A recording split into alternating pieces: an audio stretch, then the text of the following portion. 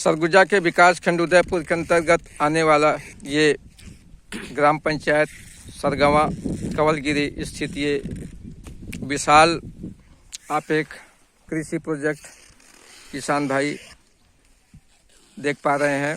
जी हाँ, आपको ऐसा लग रहा होगा कि यहाँ कोई छत्तीसगढ़ी कार्यक्रम या कोई सांस्कृतिक कार्यक्रम की तैयारी हो रही है, पर ऐसा नहीं है। यहाँ पर किसान भाइयों, आपको मैं बता दूं कि यहाँ पर थरहा जिसको आप बोलते हैं, यहाँ पे विभिन्न प्रकार के रबी और खरीफ फसल के पौधे तैयार किए जाएंगे। ये बहुत बड़ा शेड यहाँ पे देखिए बनाया जा रहा है। और सबसे बड़ी बात यह है कि ये बनाने वाले जो मालिक हैं, किसान हैं, वो हमारे सरगुजा के नहीं हैं, अपितु ये दुर्ग रायपुर के हैं। और यहाँ पर आकर के ये जो आप समतलीकरण देख पा रहे हैं, ये रेण नदी के किनारे ये एक विशाल का कृषि प्रोजेक्ट आप देख पा रहे हैं। यहाँ पर बालू हुआ करता था और सारे बालू के ऊपर यहाँ पे मिट्टी डाल करके वो जागरूक, वो आधुनिक खेती करने वाले किसान भाई ने एक बहुत बड़ी सोच के साथ आप देख पा रहे हैं कि यहाँ पे महिलाएं शिमला की खेती किया गया है। इसमें प्लास्टिक लगाते हुए इसमें खाद पानी इत्यादि भी दिया गया है। एक बहुत बड़े जगह में आप देख पा रहे हैं, जहाँ भी आप देखेंगे ऐसा लग रहा है कि ये प्लास्टिक नहीं, ये जल है, पानी है। लेकिन नहीं दोस्तों, किसान भाइयों, ये प्लास्टिक है। प्लास्टिक को लगाने से खरपतवार नहीं होता है और इसीलिए ये तकनीक वैज्ञानिक विधि से लगाया जा रहा है। आइए जानते हैं, हमारे सरगुजा में भी बहुत सारे ऐसे पढ़े लिखे युवा बेरोजगार साथी हैं जो पढ़ने लिखने के बाद केवल नौकरी की आस में पूरी ज़िंदगी व्यतीत कर देते हैं, लेकिन करते कुछ नहीं है। आइए, एक युवा साथी हमारे बीच हैं, आइए इनसे जानते हैं कि ये सारा प्रोजेक्ट देखने के बाद इनको कैसा लगा, और ये अपना परिचय बताएंगे। परिचय बताने के बाद में ये जो फील कर रहे हैं, जो अनुभव कर रहे हैं, उसके बारे में ये बताएंगे कि क्या वास्तव में सरगुजा के किसानों को 100% आय बढ़ाने के लिए क्या कुछ करने की ज़रूरत है। इसके बारे में जानकारी हमारे युवा साथी जी दे रहे हैं। आइए जानते हैं। आपका नाम बताइए महोदय। मेरा नाम संजय कुमार है। संजय कुमार जी, आप ये प्रोजेक्ट अभी देखा आपने जी, क्या अनुभव कर रहे हैं और क्या लगता है आपको कि जब बाहर के लोग आकर के यहाँ हमारे ऐसे जगह जहाँ पर कि यहाँ के लोगों को बालू दिखाई देता था, लेकिन वही बाहर का किसान आकर के और यहाँ पर आप देख सकते हैं कि कितना बड़ा यहाँ पे कृषि क्रांति का एक प्रोजेक्ट खड़ा किया है। इसमें हमारे सरगुजा के लोगों को क्या सीख मिलना चाहिए और उसमें आप क्या कुछ कहेंगे? देखिए, बताऊं कि यह सरगुजा संभाग में अपना ये दुर्ग के आए हुए हैं और अभी शिमला मिर्च की खेती कर रहे हैं।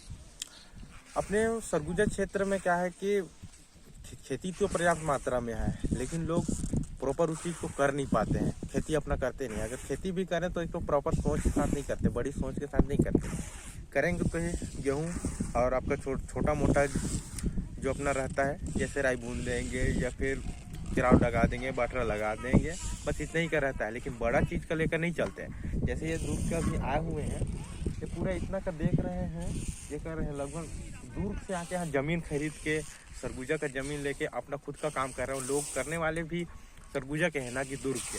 अब करने वाले सब यहीं के हैं, मजदूरी इन्हीं के लोग को दे रहे हैं, मजदूरी ही को बना रहे हैं। अपने ही ज़मीन को लेकर, अपने ही ज़मीन को बेच के खुदे मजदूर बन रहे हैं। तो मैं चाहूँगा, अगर ऐसी सोच अगर खुद के अंदर हमारे सरगुजा में नए युवाओं लोगों को आ जाए ना, तो खुद भी अपना बड़ा बना सकते हैं। बस सोच बड़ी होना चाहिए। पढ़े लिखे तो सभी हैं, अब जागरूक हर व्यक्ति हो गया है। पहले के ज़माने में था कि लोग उतना पढ़े लिखे नहीं थे, लेकिन आज लोग पढ़े लिखे हो गए हैं, इसके बावजूद भी उनमें समझ नहीं आ रही है। तो मैं चाहूँगा कि लोगों को, ये सरगुजा संभाग के अपने साथी हैं, ये यहाँ अपना खुद का ज़मीन है तो उसमें अपना प्रोजेक्ट चालू करें।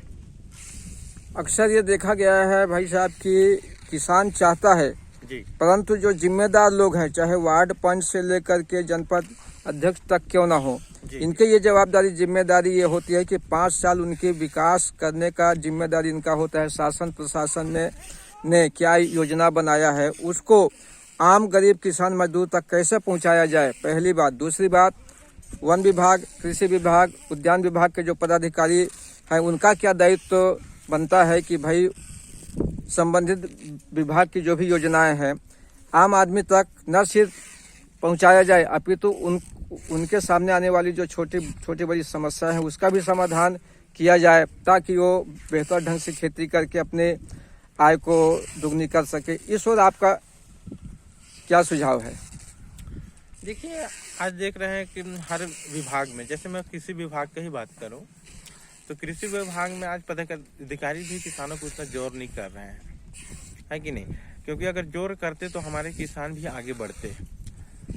लेकिन बस यही है, मैं इसके बारे में तो ज़्यादा नहीं बोलूँगा, लेकिन जो मेरे को लगता है कि पदाधिकारियों को किसानों के बारे में ज़रूर सोचना चाहिए और खेती के लिए पर्याप्त मतलब कि यंत्र देने चाहिए, जिससे जैसे अभी बोला जाए तो गांव में हर जगह एक ड्रिप सिस्टम चालू करे, खेती के लिए नए योजनाओं चालू करे, सिंचाई योजना चालू करे। अगर कहीं भी उपलब्ध नहीं हो तो खेती के लिए मतलब कि सरकार को ध्यान देना चाहिए। उसमें तो सरकार का जो यंत्र है उस चीज़ को ला के किसानों को प्रोवाइड करना चाहिए मेरे अनुसार से। बाकी ज़्यादा तो मैं राय नहीं दूंगा। बाकी आप देख सकते हैं कि अभी हम लोग यहाँ उपस्थित है सरगुजा जिले की, ये आपका कौन सा क्षेत्र है सर? कवलगिरी। हाँ, कवलगिरी आपका क्षेत्र पड़ता है।